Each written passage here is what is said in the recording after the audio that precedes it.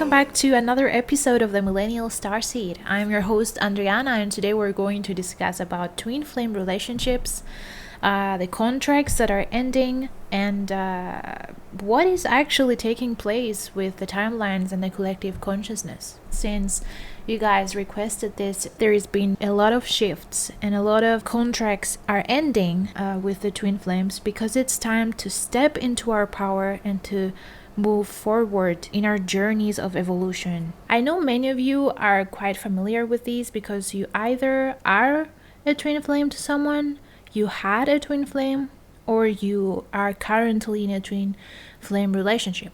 Twin flames are the reflections that you need in order to see yourself, the mirrors. They bring the mirror closer to you to see your behaviors, to see what you don't like, to see what you do like, what you prefer, to bring up traumas, belief systems that are not yours or no longer support where you're going. And usually they start really beautifully and then it becomes toxic. If you're not already in the ascension journey, if it's the first relationship that you have, usually one of the two is not working on themselves or is not willing to change. You become codependent. You don't want to break up, but it's so toxic that you have to.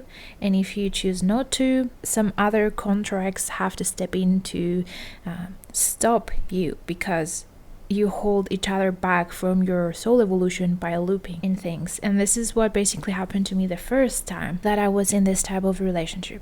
But after you break up, you start to heal, because twin flames are your teachers. In a way, they become traumatic relationships and experiences until you want to be in touch with yourself, with your beliefs, to see what programs you run by bringing up distortion in your life and everything. So in a way, they align you with your purpose and your self, your true self. In these relationships, you basically experience the best and the worst emotions possible. They bring chaos, confusion, dark night of the soul. Part of you dies and you become numb and you start to question things and you need time to heal. The first time for me was like the worst thing I've ever been in my life. And then the wisdom comes, and then here's another test by repetition. The next twin flame relationship or contract that you asked for.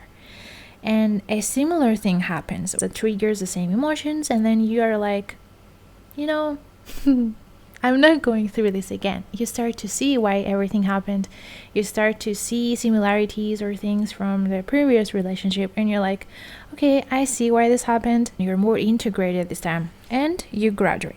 Or you loop again and you need to go through another process to see yourself better. How is your relationship with yourself? What beliefs do you have? And they help you to see how to learn more about where those beliefs came from and to decide if they are helping you or if they are outdated and they don't support where you want to go or how you want to feel. Is this truly what you want? Is it out of choice or is it out of fear? Or if you deserve better, but you have fears, or you're unwilling to surrender to the present moment of trust and flow, you live mostly in your mind. You need more heart. You need to be in your heart more, and then you start to see things from another perspective, from another angle.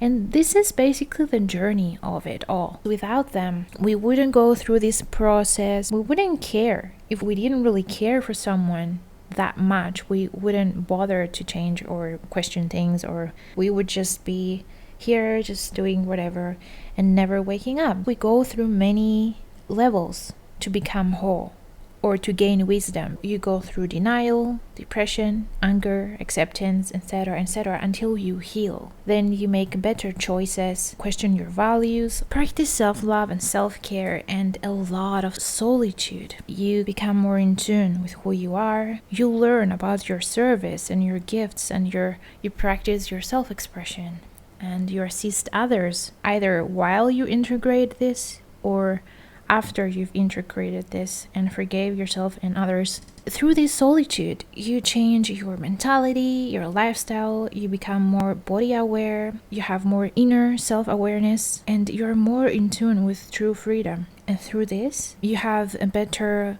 higher self connection. You start to receive downloads, activations, dormant inactivations.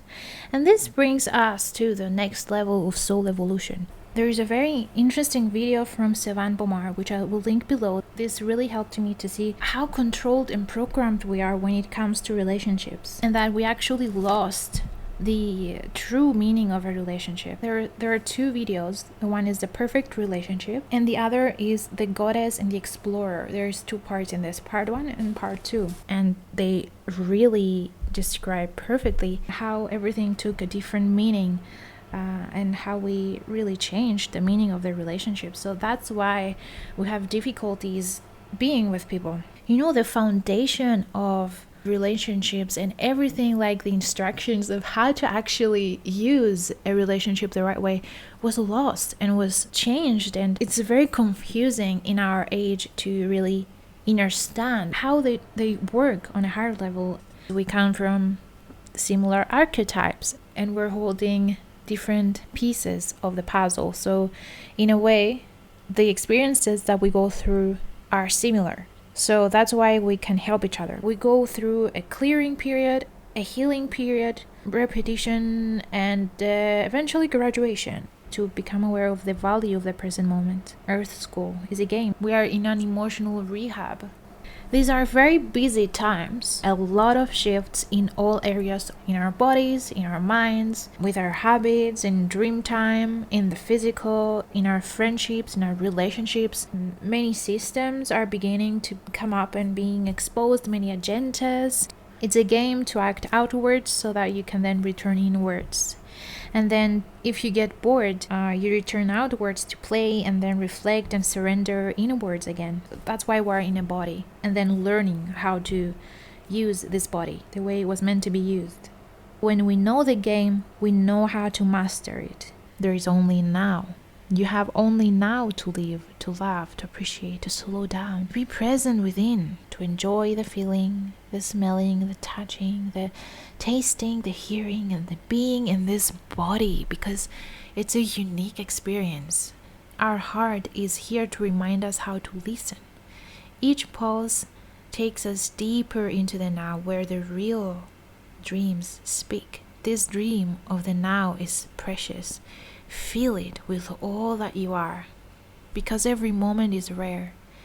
And when this dream is over, when the time comes, you will know how privileged you are and how much wisdom you've gained.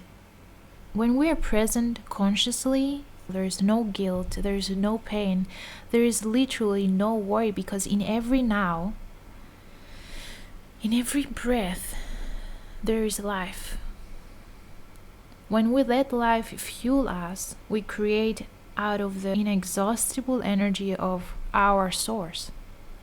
So alignment comes with conscious breathing through mindfulness. We slow our nervous system responses down and we feel the energy around us. We feel our body. We allow our muscles to relax. We tune in deeper within the now, within our source.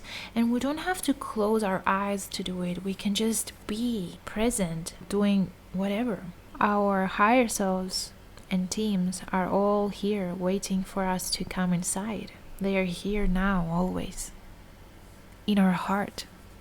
Our minds try the best to keep us distracted and not connected to our hearts, not connected to our bodies. There's no past or future. Our mind makes it feel or seem like we live in the past or the future. We use the present moment to worry about the past or the future, which is so weird if you think about it. This is also a program, and this is where sovereignty comes to be, sovereignty of the brain. If you can observe your thoughts, then who's the one thinking? Who's the one observing? You know? Most of the time we're just listening, we're not thinking. Who's trying to distract you from tuning in? And what are the steps that you need to take to move on? Until we become more aware and trained enough to consciously do this, we're being guided through different ways and forms that are available to us at our moments of now. When you are at a specific frequency, you need a specific type of frequency to find you, so that you get triggered from it. So if you raise your frequency, you're gonna have more codes available to you and you can instantly feel it. You can just receive the download instantly. It all depends on you, and your higher selves are watching you. If you want to go to the next level, just don't waste your chances, because you're gonna make you go through the same lessons again, because you're gonna see, is he ready this time? Let's see, let's test it out. And if you're not, you're gonna go through that again. So be aware of your choices, of every moment of your life. I'm not saying be afraid, just be self-aware and know what you're presented with. It's always a lesson, it's always something to learn from and to move forward. And the more you raise your frequency, the more responsibility you have, not only for yourself but for others. You need to be strong. So stay strong and know that everything happens for a reason, and be patient, because better things are coming. Don't think about what's happening and everything else that is a distraction. Just feel your body, your chakras, your organs. Feel the raw energy that is flooding the planet. I hope you guys found this episode helpful. If you did, please let me know in the comments. Share it with your friends and your family. And if you need any assistance, I'm here for you. Don't forget to check the links in the description below. Also, follow me on social media because I'm more active there. Thank you for being here, and I will talk to you soon in the next episode of the Millennial Starseed. What do spirits say?